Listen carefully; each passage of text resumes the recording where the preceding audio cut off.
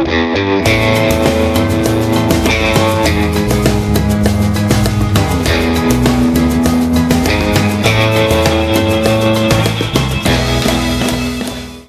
is this thing on? Hello? Hit it again. I think it's on now. Welcome to Hiker Trash Radio, where each week, Doc will drag some colorful characters out of the woods to talk trail and Type 2 fun. If you're aspiring hiker trash, or if you're just looking to understand the hiker trash in your life, look no further. So lace up those boots, gnaw on some jerky, and settle into your 20-mile pace as we fire up the podcast from somewhere deep in the backcountry. It's time to embrace the suck.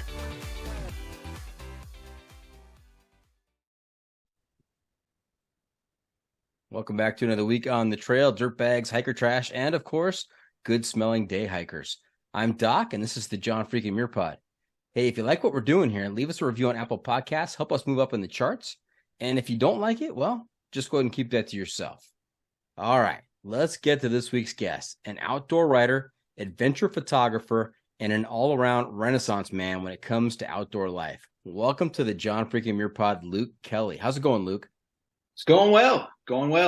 Beautiful time of year here in the Hudson Valley in New York. Went for a long run tonight, did a little grilling, so life's pretty good. Oh, that's great. You got the endorphins going. So this is going to be a great interview. Stay tuned for this one. Nice. Now, did I do you justice in the introduction? Did I overhype it? Did I underhype it? Did I leave something out? No, I think it was pretty good. Kind of sums it up. Kind of had an eclectic array of experiences over the years. So, yeah, I think you did a great job. Okay. All right. Now, I know just from our outline for tonight that you've spent a lot of time on the trails. And in all that time, have you picked up a trail name? I have not. I was thinking about that before the podcast. I need to get one eventually. I need to earn one. Okay. We typically go by trail names here on the podcast, but I am happy to call you Luke all night long. That's okay. Yeah, that's fine. Yeah, I was listening to a few podcasts earlier and some pretty cool ones. Like I was listening to Enigma earlier. I was like, man, I need to get a trail name. So I'm going to work on that. Okay. All right. Well, you'll have to come back on when you do have a trail name and give us the update on how that all went down. Absolutely. Okay. So you have listened to the podcast before. What you're listening to is season 5. We're now in season 6. And so we've kind of rebranded a little bit. We have the same segments, but they're titled different things to kind of coincide with hiking life. And so what used to be the pro tip inside of the week, that is now the hiking hack. Okay. So hiking hack comes towards the end of the episode where I will turn to you and ask you to share some trail wisdom with our listeners so that their next outdoor experience is even better. So don't be surprised when we get there. And you can, of course, drop hiking hacks throughout the episode. Right on. Will do. Okay.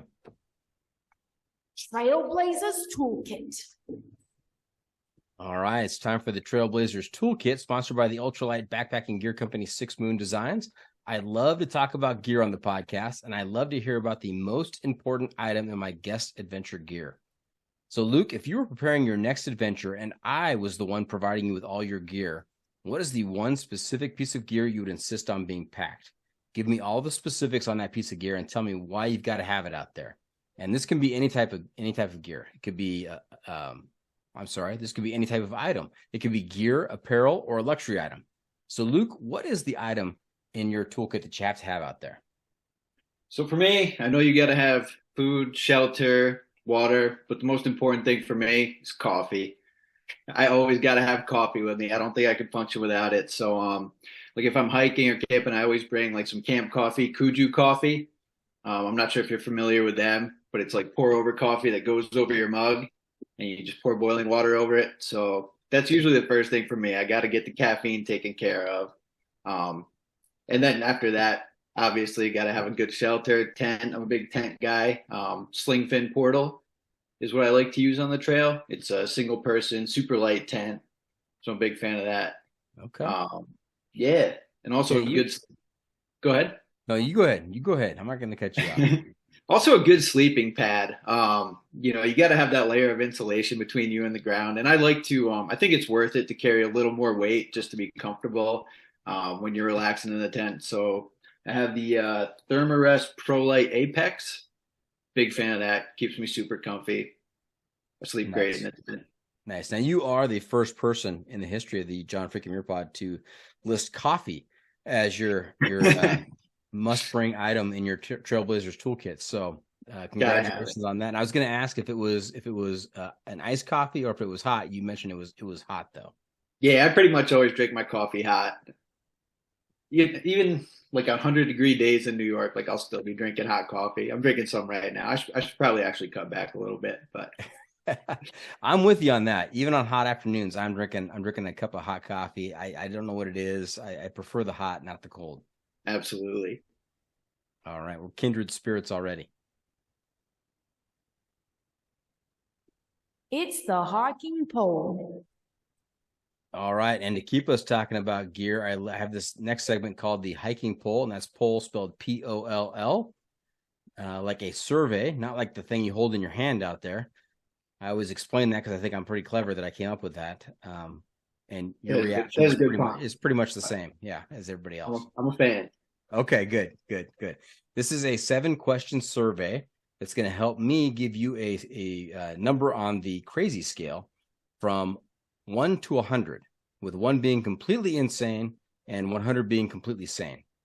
And looking at your resume and the things that you've done, you have an automatic 30-point deduction. So your highest possible score tonight is 70. That's fair. You think so? Yeah, I think so. Yeah. Now, if I were to ask your wife, what score would she give you on the sanity scale? What do you think? Where do you think she'd put you? She'd probably put me somewhere on the crazier side. Yeah, south of 50. Probably south of 50. Okay. Although since we met, I've been a little less crazy, reeled it in a little bit. Now you have to be careful on that because sometimes your craziness is what attracts your significant other, and if you dial it back, might she lose interest? That's true. That's a good point. Probably just stay how I was. All right. Hey, are you nervous about the poll? No, I'm prepared. I listened to a few episodes, so okay. I'm ready. All right. You know what's coming then. Are you an opinionated guy? Yeah, I have some strong opinions, but not confrontational. So I usually keep them to myself. You have strong opinions that you keep to yourself. Got it. Yeah. Okay. I'm going to ask you to share some strong opinions tonight. And also, in addition to just giving your response one way or the other, I want to hear a little bit of an explanation as to why you chose that option. Okay. First question. Trekking poles or no trekking poles? So this one's kind of funny. I never used trekking poles all through my 20s. I thought they were kind of silly looking, kind of like maybe poke fun at people who use them. And then I hit my 30s and I am all about the trekking poles now. The first time I used them was on Kilimanjaro, and going downhill, they saved my knees so much. So yeah, as I've gotten older, I've definitely become a big trekking pole guy. Oh, I love this. You're a convert. You were one of those guys that made fun of other people with trekking poles. Maybe, just from your own description of your strong opinions, you probably didn't say anything, but in your head, you were mocking them pretty hard. I do it sometimes. When I was like 21, see somebody on the trail with poles, I'd be like, look at that person. It's silly. But and no, you know what? I think that a lot of people that get into hiking that don't use trekking poles, they're worried of that exact thing. They're worried of looking a little silly, worried about what other people are going to think about them, when really, those poles, they do a lot of work for you. Yeah, that was totally me when I was a little younger. But now I'm like, oh, man, I can't imagine hiking without them. Especially on the downhill. And part of that's because my knees are getting a little older. And if I do a long hike, I'll feel it a little more than I used to. Yeah. Any problems with your knees? I played football in high school. I did a lot of running in my 20s. I ran a marathon. So sometimes on really long hikes, longer day hikes, I should say, where there's a lot of up and down. By the end of the day, I'll be feeling it a little bit. But nothing too serious, thankfully. Nothing that's going to stop me from getting after it. Nice. Now, I probably shouldn't even say this because I'll probably jinx myself. But I was a catcher in high school playing baseball. And I've picked up running in the last 15 years. I've done a lot of running in addition to hiking, getting out there in the Sierras. And I've never had any problem with my knees, meniscus, ACL, any of that stuff. I've avoided all of that up to this point until I just, voiced this to everybody. That's awesome. Even being a catcher? Yeah, even being a catcher. That's hard on your knees for sure. Yeah. I wore the tools of ignorance, as they call them. Yep. All right. Question number 2. What's on your feet out there? Boots or trail runners? Or are you one of those rare barefoot guys? No, not barefoot.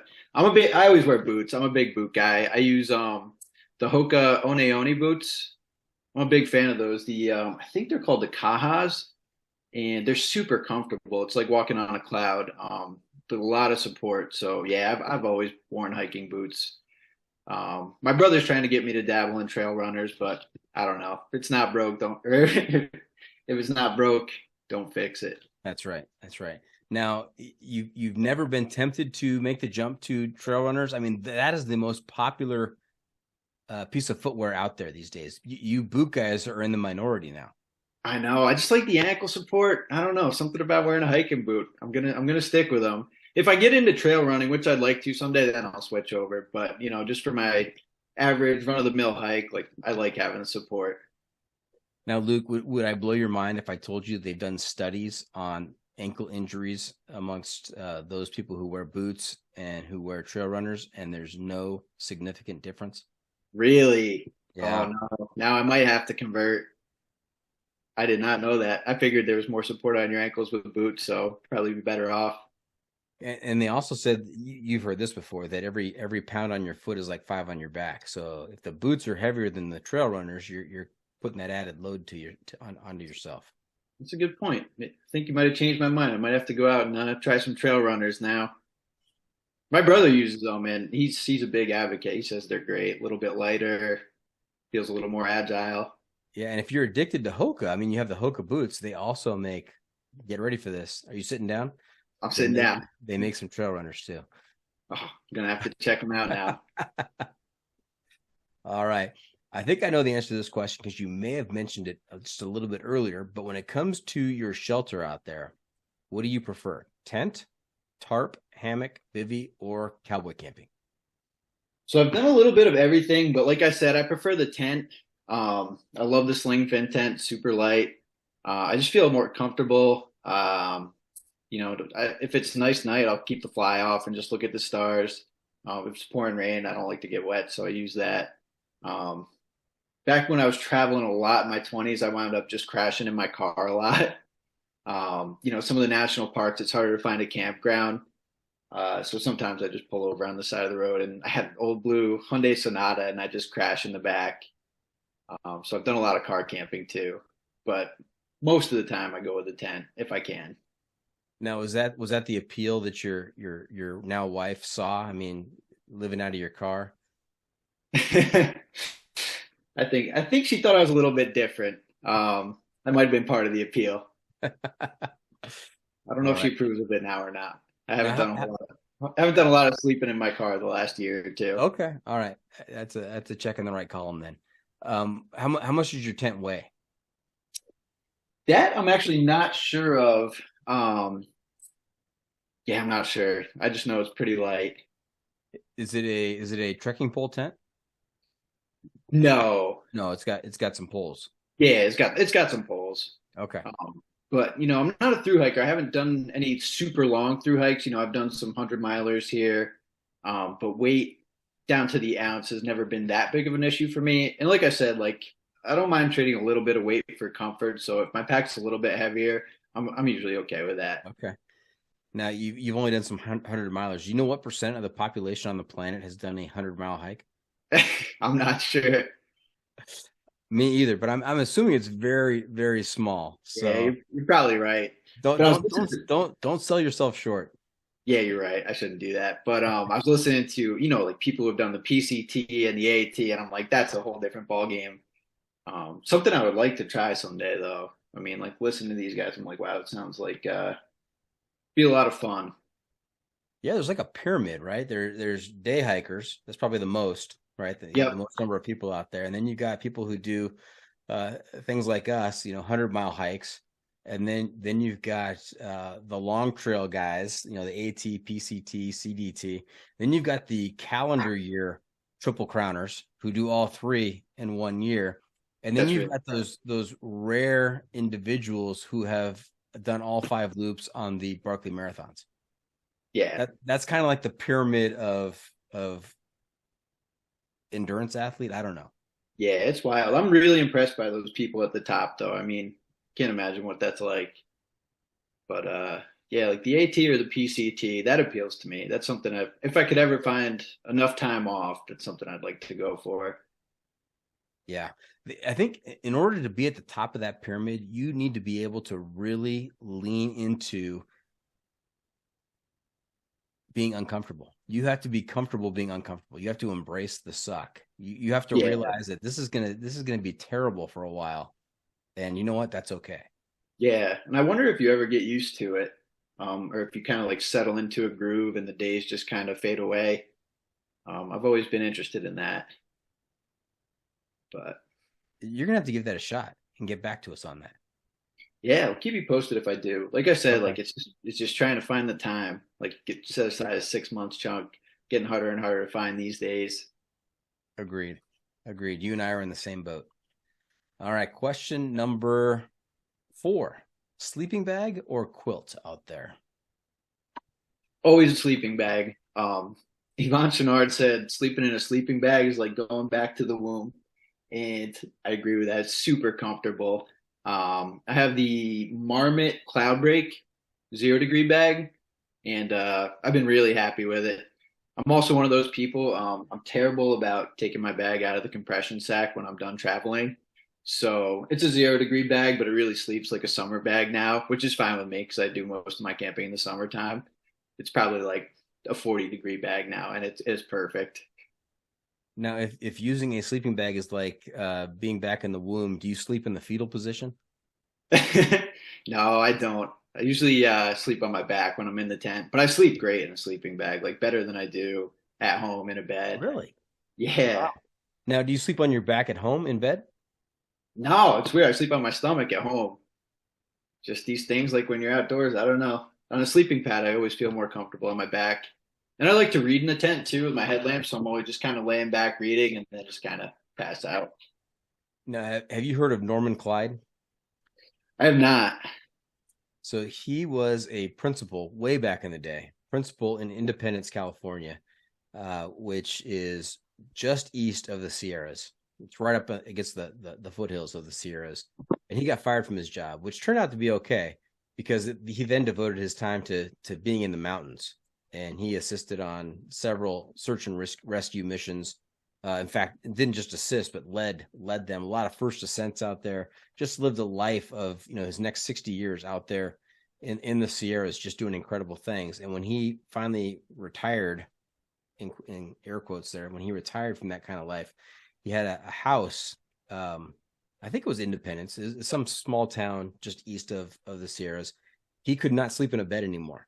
He would spend most of his nights sleeping in his front yard, looking at the stars. That's too funny. I believe it though. My buddy and I were down in Patagonia for 3 months, and we slept in a tent pretty much every single night. And I remember that first week I got back home, I had a hard time sleeping in a bed. I was like, this is too cushy. This is too easy. Like, I'm gonna go pitch my tent in the yard. So And I did totally you? Did you? I did not. Okay. But I you really felt like wasn't. you should. Yeah. I felt like I should. And even on that trip, a couple times we stayed in hostels, and like we were so excited to have a warm shower and a bed, and we could not sleep. We like got to get back in the tent, back in the mountains. That is so funny because there's probably an adjustment the other way too, right? Coming out of a civilized life and getting out on the trail. Those first couple of nights, is there kind of a transition period where you don't sleep too well?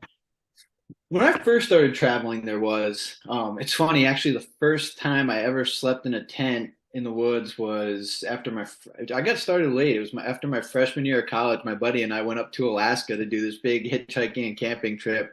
And the first time I ever slept in a tent was actually on that trip. And I told him that as we were camping, I was like, dude, I've never actually camped before. So early on in my travels, there was definitely a transitional period for like those first 2 or 3 nights in the tent. And then you kind of get into a rhythm. But now I don't have that. Now I look forward to it. Nice. All right. Question number 5. When it comes to food out there, you a stove guy, stoveless, or cold soak? It kind of depends on the trip. If I'm going somewhere where I'm going to need to boil water, I'll definitely have a stove with me. If I'm going into the backcountry for any extended period of time, I'll definitely have a stove. I'm a big fan of ramen noodles. That's been our go-to for some reason. So we'll boil up some noodles and like mix in a little meat or tuna. But a lot of the stuff I do, I won't bring a stove, especially if it's, more of a single day or a, 2 or 3 day hike. I'll just bring a lot of dry food, a lot of peanut butter too. Big peanut butter guy. Can't have enough peanut butter. No, absolutely not. Agreed. Smooth peanut butter too. Can't be crunchy. No crunchy, huh? I like the You smooth peanut just butter. lost a couple points. But that's definitely a staple. I've eaten probably I don't know 1,000 peanut butter sandwiches over the years. Those will stick to your ribs. Do you a lot of good out there. Absolutely. All right. Question number 6 is life better above or below the tree line? Got to be above. I love being above the tree line. You know what's funny is that's the right answer, but you still lose points because that's a little bit crazy. And why is that? Does anybody ever say below tree line? Yes. Yeah. And they lose more points. So you didn't lose as many points. No, got to be above tree line. That's the best feeling. Like, grinding it out below tree line. And then when you finally break out, you can kind of get above everything, see the view. Love that feeling. That's right. All right. And I think you've already answered this, but you can kind of expound a little bit more. What's more important, pack weight or luxury items? I think luxury items. I don't mind carrying a heavier pack if I'm going to be comfortable out there. I've gotten better about not bringing super unnecessary items. But I always bring like a book to read. I actually got a Kindle now, which is very nice. Instead of like lugging a bunch of books with me like I used to, I have a bunch of books on my Kindle so I can read in the tent. I still bring a journal, but a much smaller one now. And then, like I said, peanut butter doesn't pack light, but always have that. Coffee, probably not a necessity to a lot of people, but I always have that. So yeah, I definitely will carry a little extra weight just to have some comforts out there. Now, were you a purist? You had to have your hardcover books out there, not paperbacks? In my early 20s, I probably did bring some hardcover. Like I don't know, I was in good shape. Like I was reading all the time. I would lug. It's funny. I would bring like I read some John Muir, some Henry David Thoreau. Getting in the mood. I love it. Yeah. I was all about that when I was a kid. Okay. But now it's all the Kindle. All right, Luke. I've got to do some math here. I've got to put your answers through the John freaking Muirpod algorithm, and we'll see what we come up with. I got to carry the 3, or divide that by root 5. And I'm going to multiply that by pi. And we're going to make a slight adjustment for the wind chill factor from your tent, from your backyard in the Hudson Valley. And I come up with a score of 43. All right.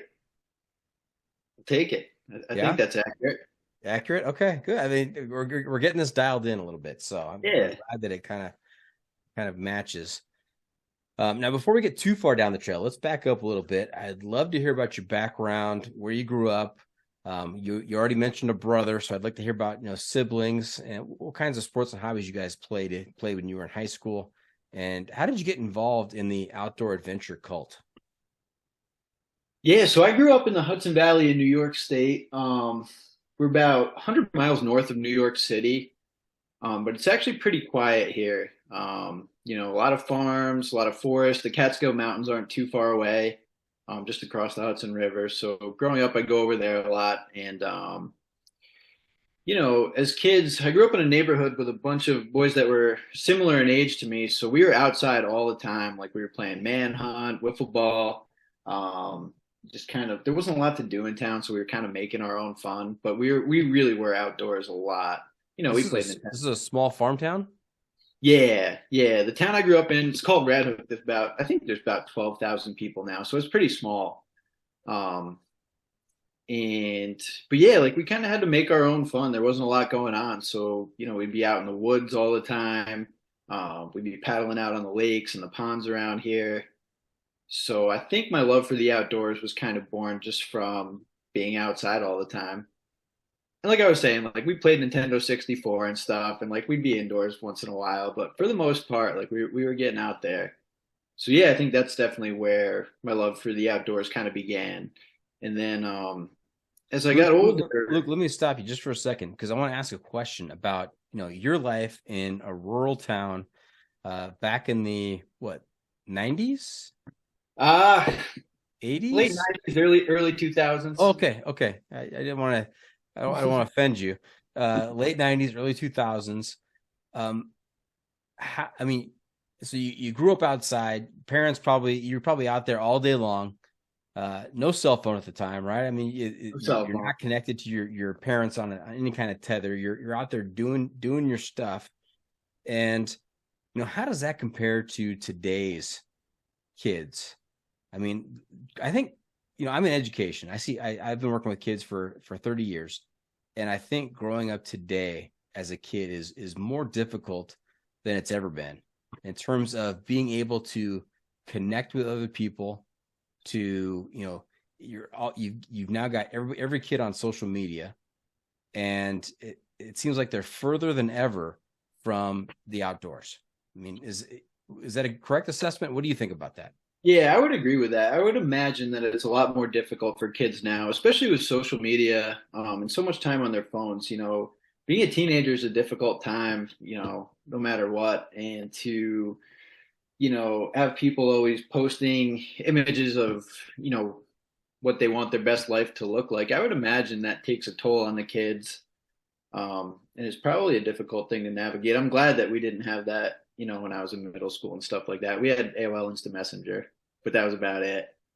But I'm sure, I hope I don't know a lot of kids these days, but I hope that they're still getting outside and, exploring the mountains and woods as much as possible. But I would imagine it takes a little more of a deliberate effort when it's, you're not doing it out of necessity. You're doing it because maybe your parents telling you to go outside, and take a break from the phone. So yeah, because like when we grew up, it was definitely there just wasn't a lot to do. We weren't texting, we weren't on Instagram, so we just like go outside and figure out what to do. Right. Yeah. Totally agree.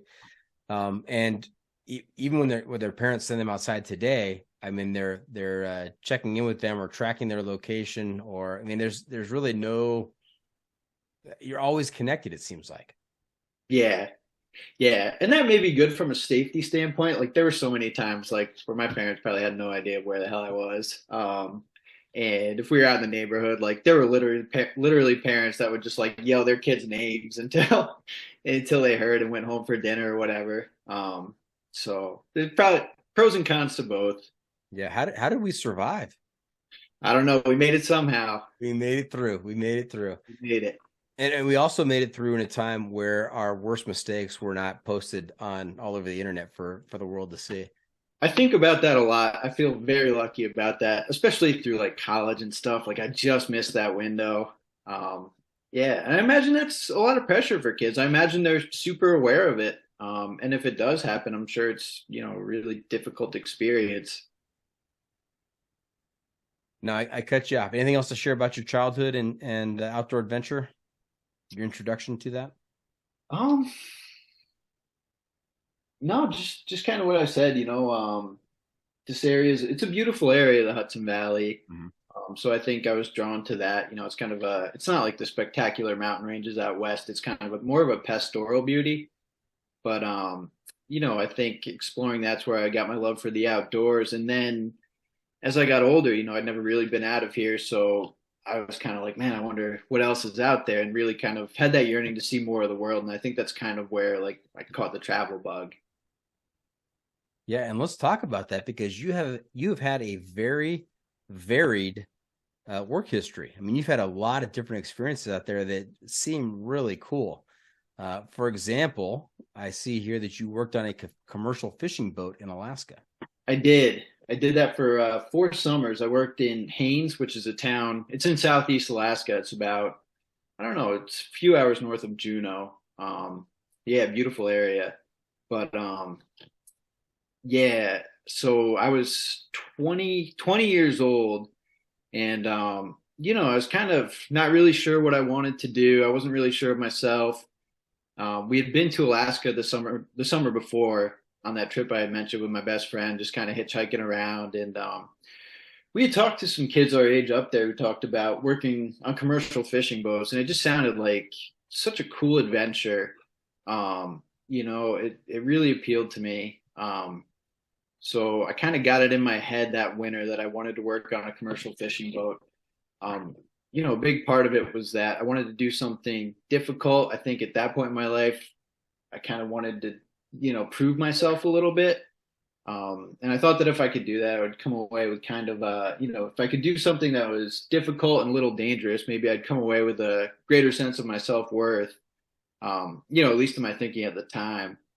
So it's kind of crazy how it all played out. I was a sophomore at Ithaca College, and New York State, it's a long way from Alaska. So I started Googling like Alaska commercial fishing jobs, and I actually found a job on Craigslist on a tender boat, which is the tender boats. They supply the fishing boats with fuel.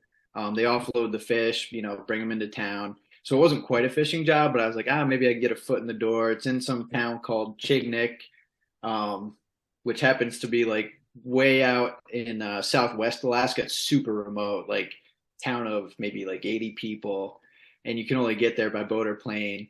So yeah, at the time that sounded like a good idea to me, and I hopped on a flight to Anchorage, and then I had to take a small plane to King Salmon, and then a bush plane to Chignik. And when I got there and saw the boat, it was the boat I was going to be working on. It was really not in good shape. Like kind of like not what you'd want to see for a boat you'd be spending your summer on. The hull was all rusted out, the paint was falling off. So I was on that boat for a few weeks, and I was like, working on a tender is not for me. Like I want to be on a real fishing boat. Like I want to be where the action is, because working on a tender, it was a lot of sitting around, which was very difficult for me at that point. So I wound up jumping ship like 2 or 3 weeks into it, and I was like, I'm just going to go and try to find a real commercial fishing job where I can be catching fish and working hard all day and doing all the things that I wanted to do. So I caught a ferry to Kodiak or to Homer, and I just went down to the docks and started asking captains for a job.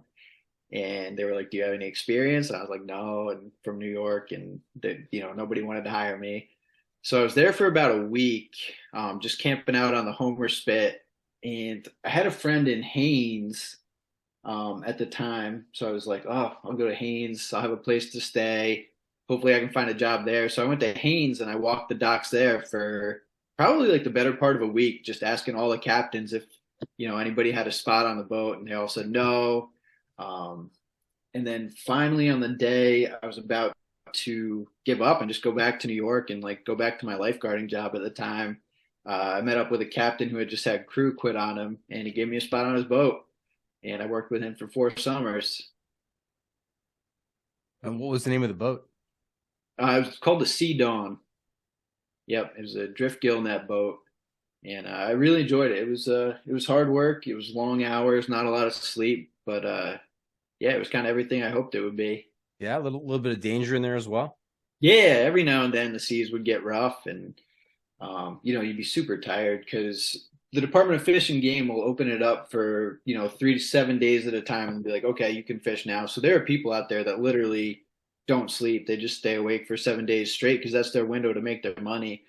I was lucky; I was on a boat. We'd anchor up and sleep 3 hours. But yeah, it was cool. Kind of similar to Deadliest Catch. I used to watch Deadliest Catch all the time, and those guys seemed like they didn't get a whole lot of sleep. It's not that hardcore, but the concept's similar. You're out there working all the time. The Bering Sea's, I was in the Lynn Canal, it's actually the deepest fjord in North America. But it's, I think, anywhere from 6 to 12 miles wide, so we could always see land. It still gets rough. It still gets super windy, but it's not. I don't think it's quite like the Bering Sea. I like that show too. I was a fan. Yeah. Now you went from that experience to also racking up another job experience in Australia working on a sheep farm. I mean, that's like the that's like the other side of the world. Yeah. So that was cool. I was studying abroad after that first summer in Alaska. My buddy and I decided that we wanted to go study abroad in New Zealand. And I was like, well, if I'm going all the way to New Zealand, I got to go to Australia. But I didn't know anybody in Australia, and I wanted to spend some time there. So I was working at the fitness center at my college at the time, and this girl walked in, and I heard she had an Australian accent, and I was just like, "Are you from Australia?" And she's like, "Yeah." And I was like, "Can you like find me a job there? I want to go there for a month before I go to New Zealand." And she's like, "Oh yeah, sure. Like you come help out on my family sheep farm." So it was pretty cool. I went there and they were, the girl Megan and her family, they were fantastic. They put me up for quite a few weeks there and I helped out a little bit, plowing the fields. I didn't shear any sheep. Might have like swept up the fur a little bit, but it was cool. And then from there, I just kind of did trips all over Australia or all over the eastern part of Australia. Nice. Now, that's just another example how life has changed, how the world has changed. Right. I imagine if a girl you walked up to a girl and said, "Hey, is that an Australian accent? Can you get me a job in Australia?" I don't think she'd say, "Yeah, come work on my farm." No, definitely not the same reality anymore. Yeah, it really has changed a lot. They were simpler times, but yeah, it was cool, and we're still friends. We still keep in touch. So now it was Megan and not Megan. No, it's Megan, and I didn't know that. For like the first 3 weeks I was there, I was calling her Megan, and I thought Megan may have just been like the accent or something. And then she's like, "No, my name's actually Megan." I was like, "Oh, I'm so sorry." Yeah. And how are you paying the bills these days, Luke? So I have a little photography business, which is what I'm super passionate about. I do travel and landscape photography, and I sell prints. I do calendars, note cards. I've also started doing a little bit of real estate photography, just trying to be really creative about how I can, make a little money doing what I enjoy doing. And my full-time job, my day job, I actually work at a children's home, and I've been there for 7 years. I was an executive assistant there for 4 years, and I was working at a desk, and I really had a hard time sitting still. So I actually took a pay cut and went in the maintenance department so I could just be like outside and working with my hands all day and moving around, which has really been a good decision. I'm so much happier than I was sitting at that desk all day. Nice. I mean, it's just an example of, pursuing your passions and realizing where you're going to be happier, even if it means taking a pay cut. I mean, exactly. There's worth in that. Yeah, and you can't put a price tag on like your mental health, your well-being, your physical fitness. It's just so much more worth it for me, and I'm a lot happier doing that. And also, like I've been at this place; it's a good place to work. They also have a lot of vacation time. So when I turned 26 and needed to get health insurance, I knew I needed to find a full-time job. And this place, thankfully, has a lot of vacation time. So I was able to continue to travel, not nearly as much as I had in my early mid 20s. But still getting out there for 4 or 5 trips a year. Okay. So that was a big part of it too. All right, we're going to take a quick break. We're going to hear from the sponsors, pay some bills, and we're going to come back and hear about some of those adventures. So stay tuned. We'll be right back. And welcome back. We are talking to Luke Kelly, aka No Trail Name Yet. And we just heard about some of his work history, where he grew up. Let's talk about some of your adventures. So let's start off in New Zealand. Okay, you worked on the farm for a bit in Australia. Now you're in New Zealand. What kinds of adventures did you have in New Zealand as you were studying abroad? So it was interesting. I went from Australia to New Zealand. I was studying in Christchurch in February of 2011. The first 3 weeks we were there were awesome. We were surfing, we were going to the mountains, we were doing a little bit of rock climbing. Semester was just getting underway, and like we were super stoked. We're like, this is awesome. South Island's beautiful. And then in February, that big 6.3 earthquake hit and kind of changed everything. And it was pretty crazy. I'd never experienced an earthquake before. I knew it was a possibility there. So as soon as it started, I knew what was going on. I was sitting on the ground floor of a computer lab. It was me and one other student. And it started off as a really low rumble. Like it kind of sounded like a freight train was going by outside the window, and it grew more intense. And I was sitting in one of those rolly computer chairs, and the floor kind of like shifted a foot in either direction. I was kind of rolling all over. And then the lights went out and the ceiling started shaking. It got a little bit scarier. And just as quick as it started, it stopped. And there was just like this really eerie silence. And me and the other student just kind of looked at each other and we were just like, whoa, that was kind of crazy. But we didn't see any visible damage. So we just kind of assumed everything was okay. So I went back up to my apartment. I saw my buddy, everybody felt it, it was so intense. And we were just kind of like nervously laughing. He told me a story about how he was making a sandwich and it like fell off the countertop with the shaking and he caught it in midair. So we were just kind of like not really sure what to do next. I knew in an earthquake you're supposed to, well, I knew the aftershocks were coming. So I was like, we got to get outside. That was a big earthquake. There could be some big aftershocks, and there were. We were outside when the second one hit, and I think that was still like a 5.4. It was a bigger. The first aftershock was pretty substantial, and like just we're seeing the telephone wires sway and the cars bouncing up and down.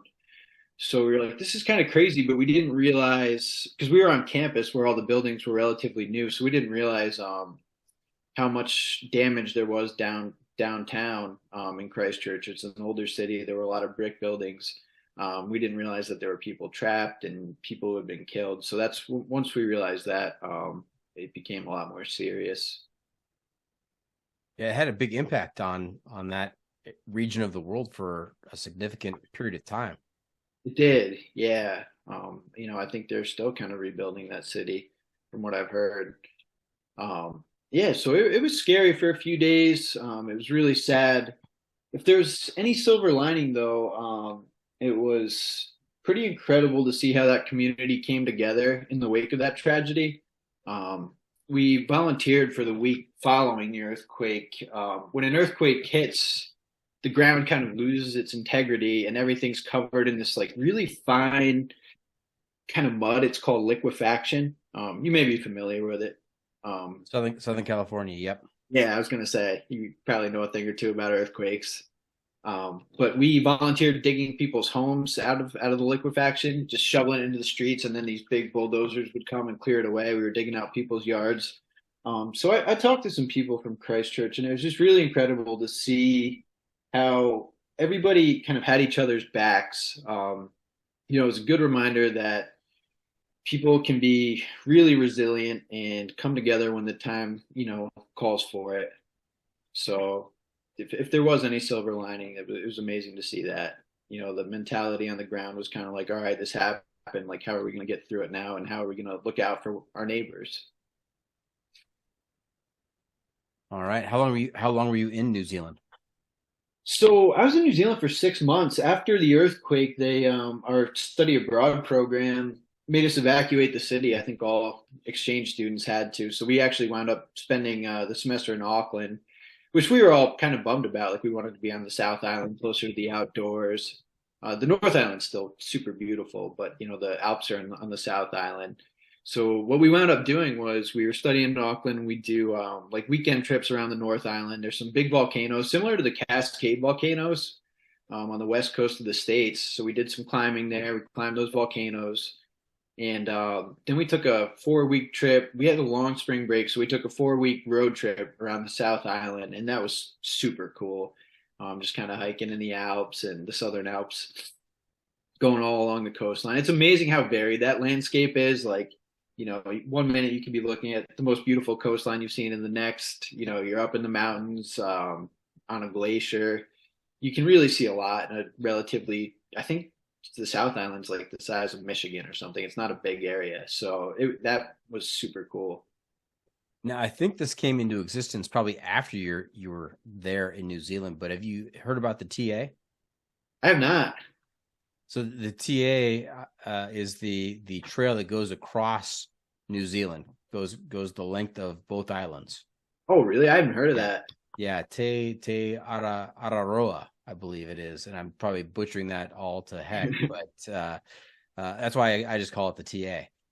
And that sounds awesome. It's a little bit redundant because the is actually translated to te, So it's like Yeah. yeah. So, but anyway, the TA, and I've had a few people on who have hiked it. And it's like, you're exploring the realm of Lord of the Rings.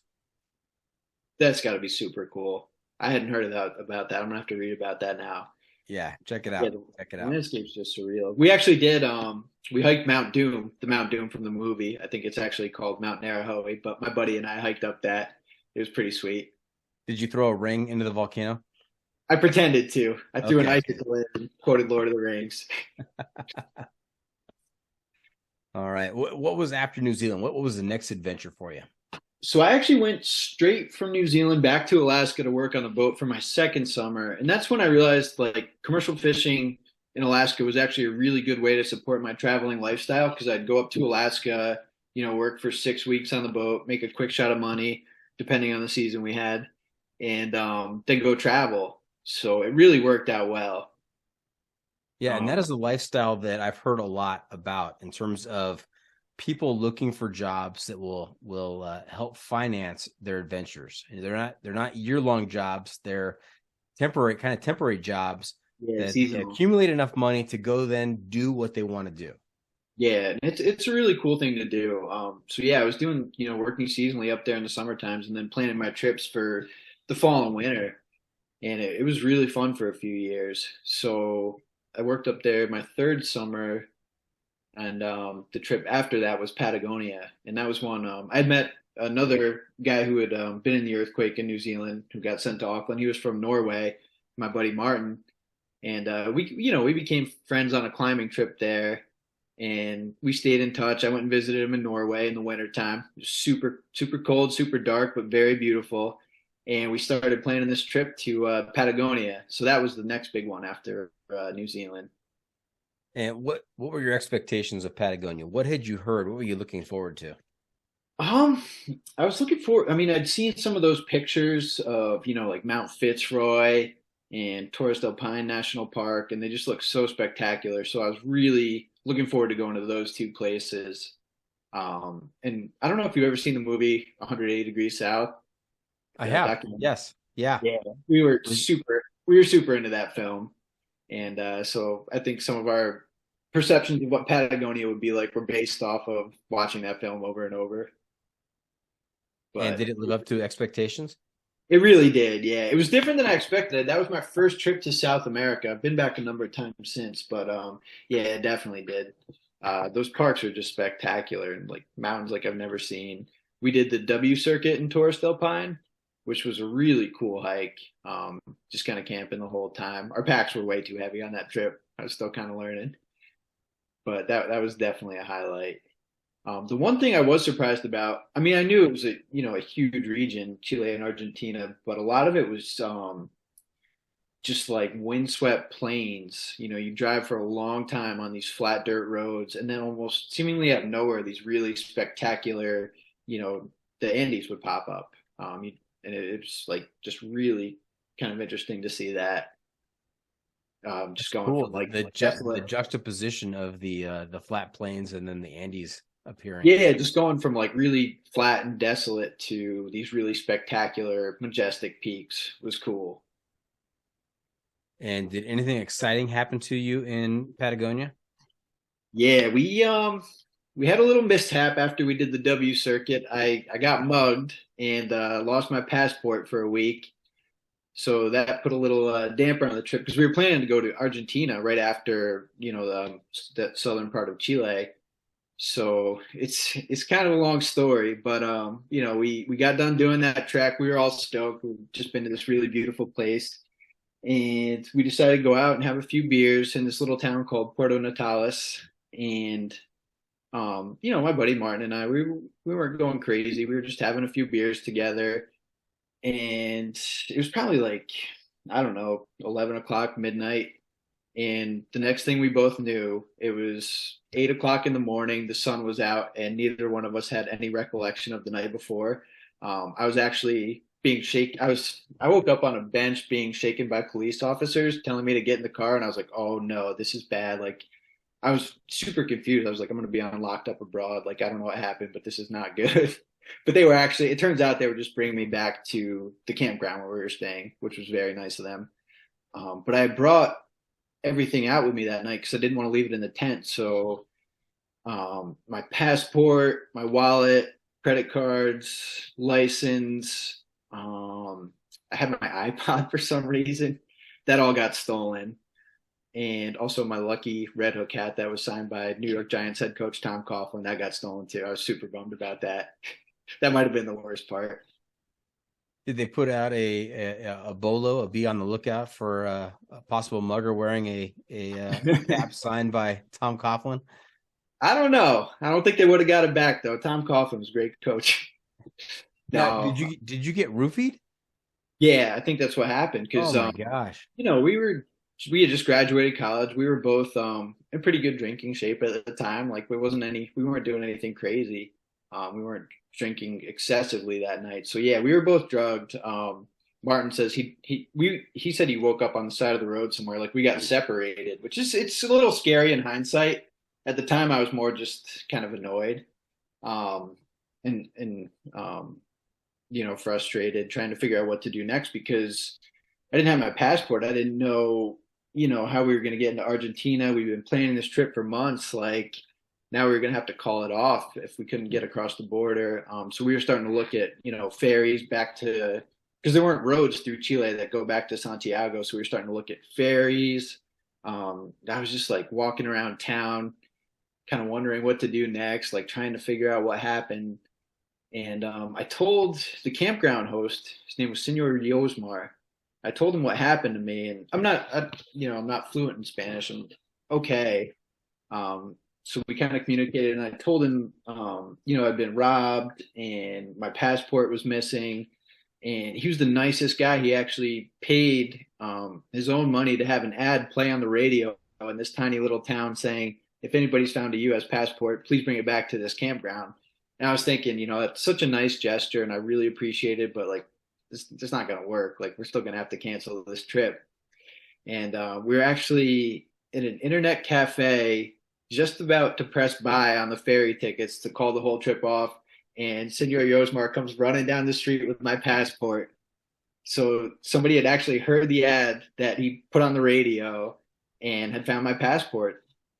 And so that was a cool kind of a lesson for me. I saw the best and the worst in people. I was a little not too happy about being mugged, obviously, but then I also saw, was reminded that people have the capacity to be very generous to one another as well. So Senor Yosmar saved the day, and Martin and I were so pumped because it meant that the trip was back on. And I was like, Senor, is there any way I can repay you? And he just looks at me and goes, cerveza. So we had a beer together and celebrated, and that's really stayed with me. Did you keep your hand over the top of your beer this time? Absolutely. Nice. Yeah, we took it super easy the rest of that trip. And my buddy Martin was great too. I didn't have any credit cards, so he just paid for everything. We kept track of it. And when he got back to Norway, I wired him money. So yeah, I really appreciated that. We've got some younger listeners listening in and saying, wired him money. What is that? Is that like you did before Venmo and PayPal? Yeah, before Venmo. That's old school. Old school. That's right. And it wasn't too fun either, converting from Chilean pesos to U.S. dollars to Norwegian kroners. All right. Hey, we've talked about New Zealand and Australia. We've talked about South America with Patagonia. Let's move to Europe now. You talked about the Southern Alps earlier. Any experience in the actual Alps? Yeah. So this was 2014. I think I was 24 years old. I fished my last season up in Alaska, and we had a really good year that year. So I was so pumped because my best friend from home, his name's Cree, short for Chris. We've been planning to do like the classic backpacking through Europe trip since we were in high school. It's something we'd always wanted to do. So as soon as I got done working up there, we flew to Milan, and we didn't have any plans, just to kind of ride the trains, hike and camp as much as possible, and explore as much of the Alps as we could. So the first place we went was the Italian Dolomites, and that range was just awesome.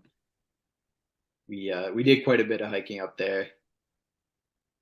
we were just kind of winging it though. Like, we didn't really have a place to stay. I think we took a train and then a bus up to the Dolomites. And we're like, what are we gonna do now? And we were literally standing at a McDonald's, just like wondering where we were gonna stay. And we got talking to these guys from Italy, and we're like, do you know like where we can stay around here? He's like, you can stay in my garden. So we wound up setting up our tent in this guy's garden, which was right, like at the foothills of the Dolomites. The view was unreal.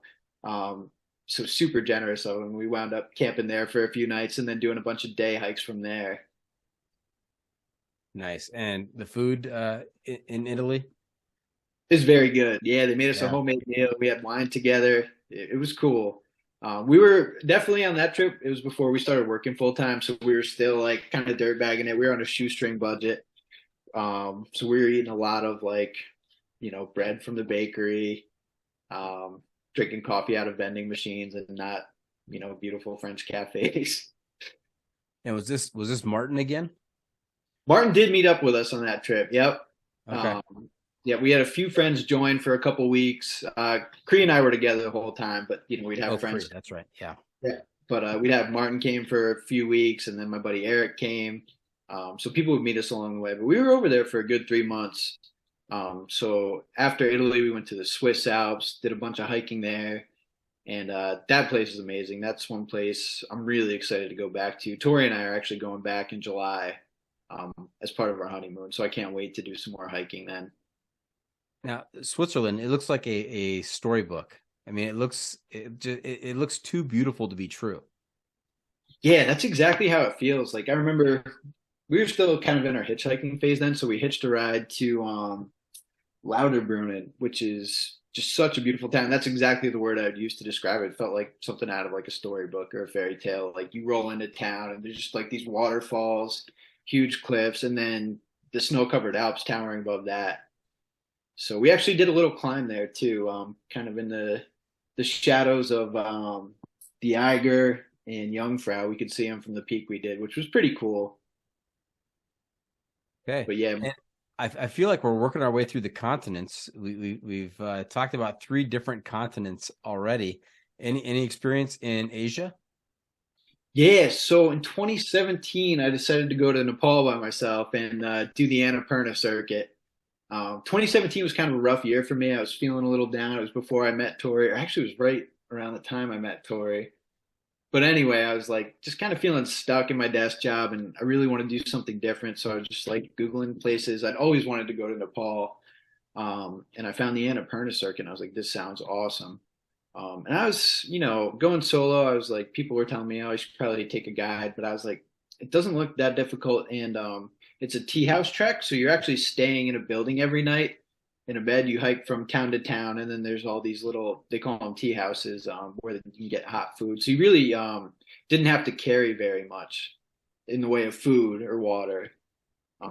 So yeah, it was a super cool trip. So I just showed up in Nepal by myself. It was my first time in Asia actually. And navigating the bus system in Kathmandu was pretty tough. Like it took me a couple days to get a ride to the trailhead. Now, what's the elevation of the Annapurna Circuit? It gets up to, I want to say like 17,200 or 17,500. It actually, so you hike for a long time and then it goes over the Thorong La Pass, which I believe is the highest mountain pass in the world. So yeah, it gets up above 17,000 feet. And that was kind of like the pinnacle of the trek. Like you hike for, 4 or 5 days and that's kind of like the summit that everybody's looking forward to and talking to.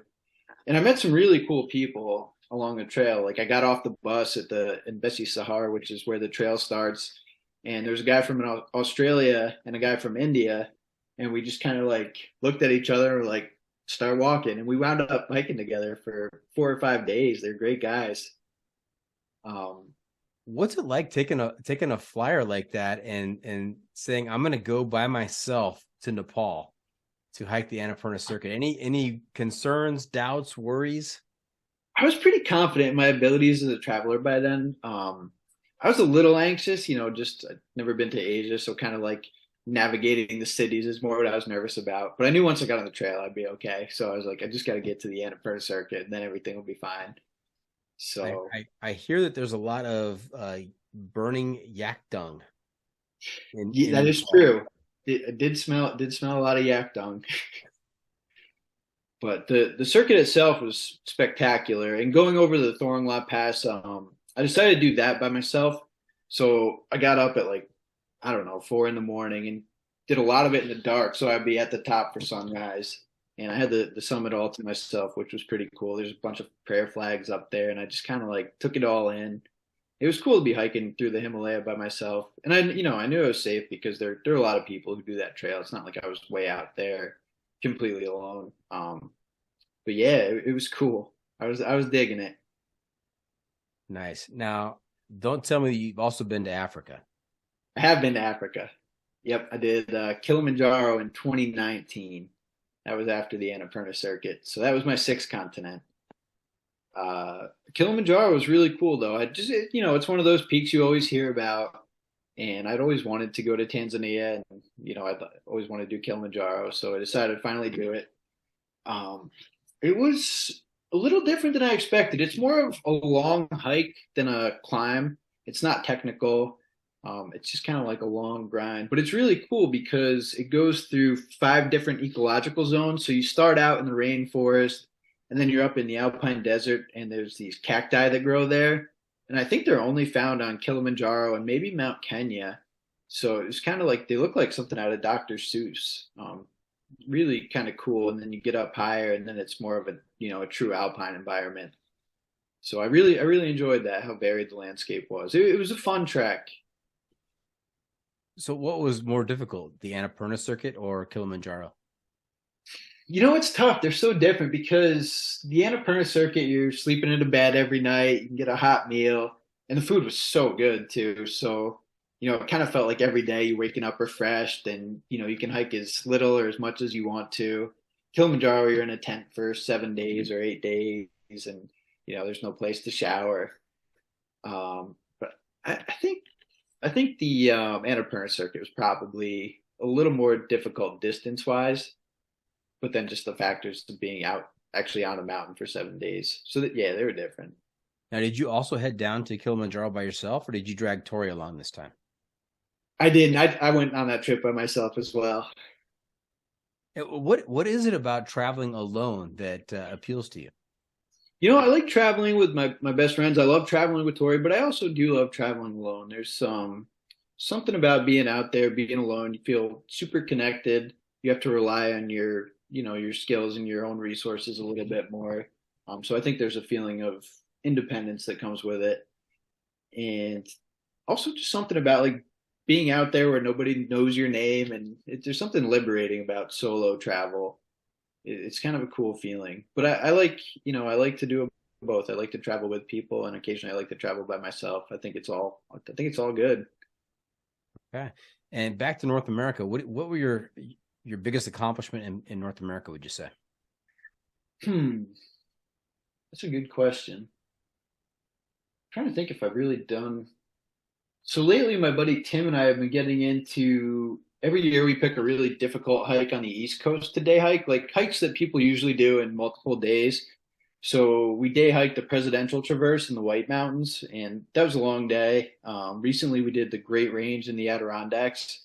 I think that was like 25 miles and maybe 10 or 11,000 feet in a day. So that was a long one. And also the Devil's Path in the Catskills. I'm trying to think. I haven't done out west. I've done a lot more day hiking.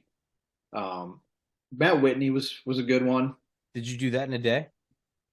Yeah, so I've done Whitney twice. The first time we did it in a day, I did that with Cree and my friend Justin, and that was back in 2013 or 14, and we had a permit. I think we were a little overconfident in our capabilities. Like we had just been hanging out in Death Valley, 200 feet below sea level, and then we're just like, we're just gonna go day hike Whitney.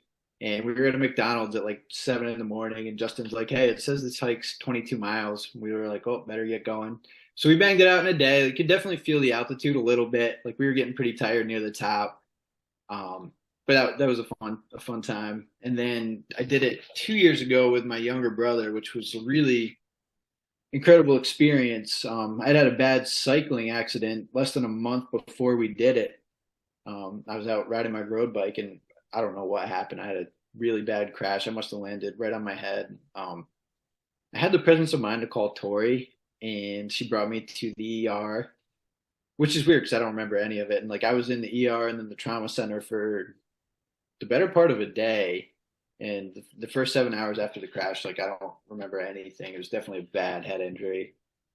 So yeah, it was a little scary. And Tori, God bless her for picking up her phone that day. Like I don't even remember calling her, but she really helped me out there.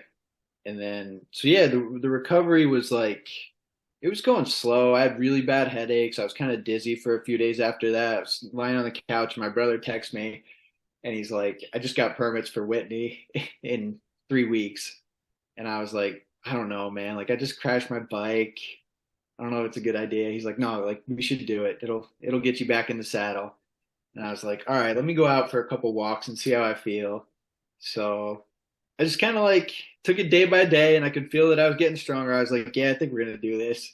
And he really wanted to do it. He had never been to the top of Whitney before, so yeah, less than a month after that accident, we went up there, and this time we stayed at trail camp. We took it a little slower, Right. and it was cool though. It definitely was a big confidence booster after that accident.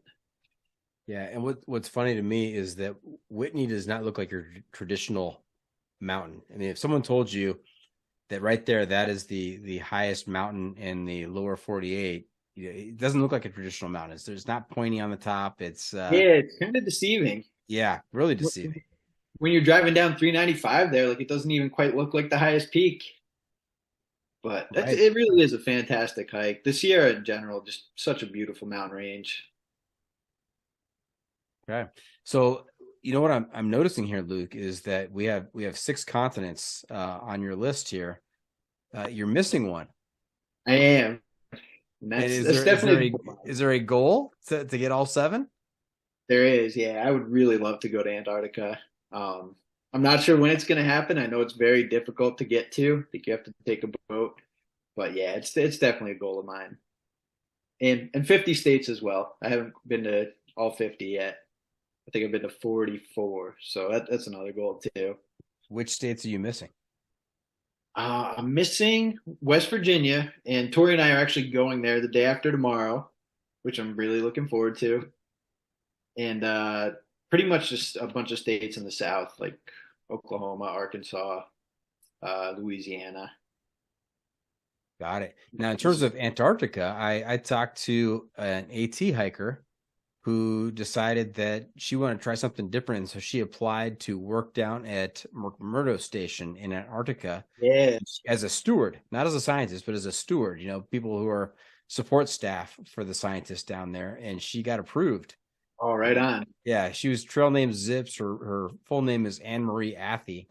And she texted me the other day saying she still listens to the podcast down there. So you've been to 6 out of 7 continents. I can confidently say that the podcast has been listened to on all 7 continents. So That's pretty cool. You got to catch up. But she also volunteered. So she's working down there. She got down there during their summer months, which is opposite of us, Southern Hemisphere. But she then extended her stay and applied to stay on during the winter. And wow. It goes down to a skeleton crew of just like 150 people on the continent. And of course, it gets dark down there. The sun sets and doesn't come up for a few months. And I can't imagine being down there right now. Yeah, that's got to be tough, not having daylight. That's pretty cool. That's a really cool way to go about it. I didn't know that was possible to be a steward down there. So props to her. Yeah. Got to get creative about how to get down there. All right, Luke, you've been to all these different places, all these different continents. And in doing so, I mean, during all these travels, how has your perspective changed? Your perspective on life, your perspective on people, on yourself? It's interesting. I think my perspective on people has become more positive. Everywhere I've gone, we've met great people. You see, if you were to turn on the news, you might think that there's, the majority of people are bad and not treating each other well. But when you go out there, there's so many people. Like I think of the people in Christchurch or the people in Nepal, like just so many people looking out for each other, being kind. Like there's a lot more people taking care of each other than not. So, that's been one thing.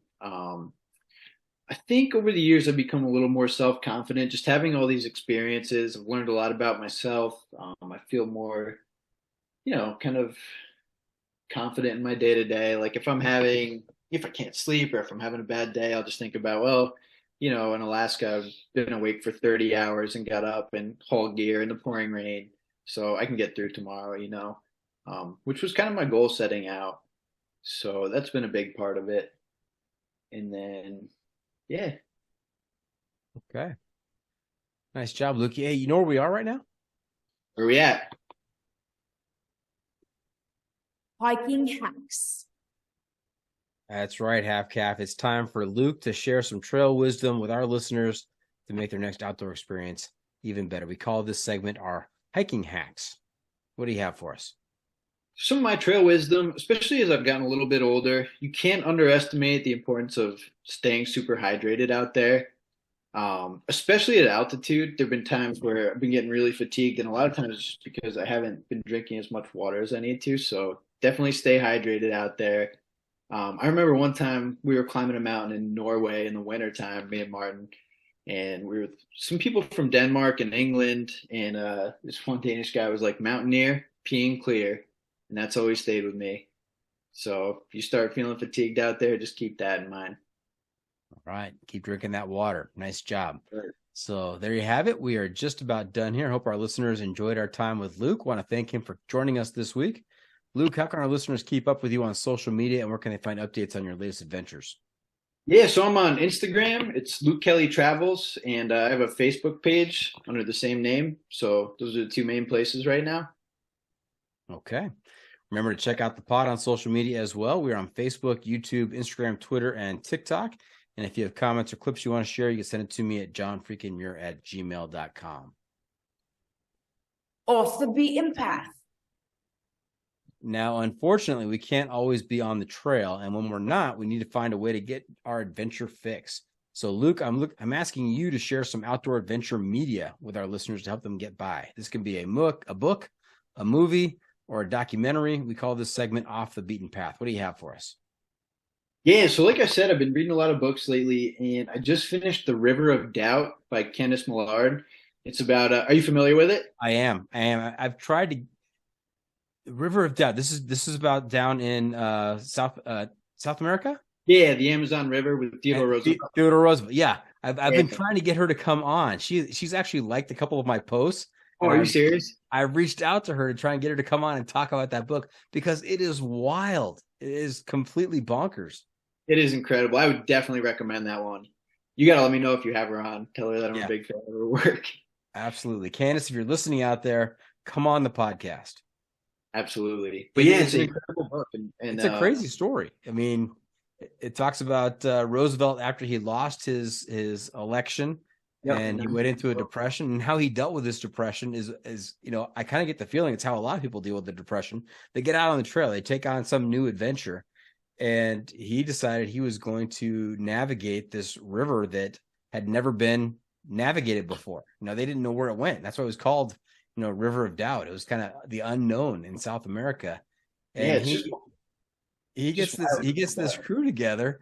And they get on these boats. He uses this guy who was unsuccessful in a previous expedition, in planning an expedition. And he puts that guy in responsibility, gives him the responsibility to kind of coordinate the trip. And it goes about as you think it might go. Yeah, it's wild. And it's crazy to think about an ex-president doing that. He was 55 years old at the time, and just going down an unexplored tributary of the Amazon is pretty fascinating. It sounds super uncomfortable. It definitely took a lot of courage. So I really enjoyed that book. Would definitely recommend it. Yeah. Talk about embracing the suck. I mean, there was a lot of suck going on. Yeah. But I think that's something a lot of people can relate to, especially in the States, that idea of, kind of going to the wilderness when you're feeling down. Yeah.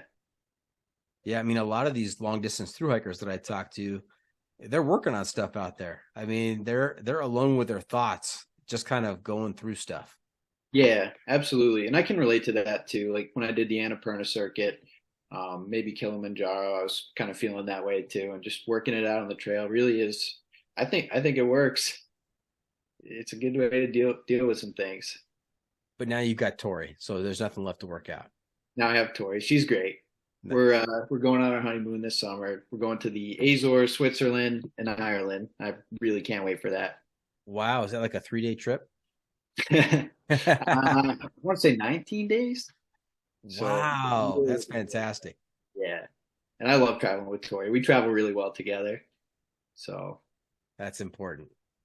yeah, she's great and super supportive of, like when I was like, hey, I'm gonna go to Africa for a week, or I'm gonna go live in my car and travel around the US for a couple months. She's super supportive. So that's huge. I try to reciprocate, that's important in a relationship, to support each other as much as you can. That's right. She sounds like a keeper. Make her happy. Absolutely. She is. What have we not asked you?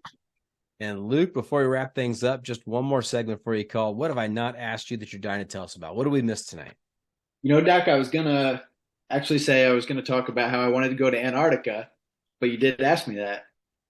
But you mentioned that you were a catcher. I do want to say that I'm a big baseball fan as well, big Mets fan. Are you a Dodgers guy? I gotta ask. I'm a Dodgers guy. Absolutely.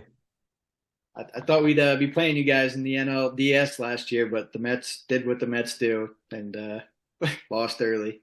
Yeah, we've got Syndergaard as our fifth starter, and I'm not sure how I feel about him. He started off. I mean, his first game he was lights out, and now it's been a struggle ever since.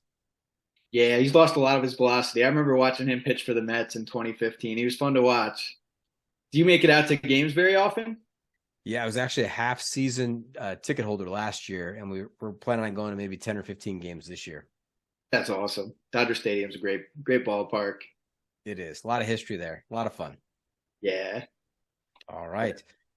And we are finished. Luke, thank you for coming on the podcast. We wish you the very best on your honeymoon adventure. That sounds like a lot of fun.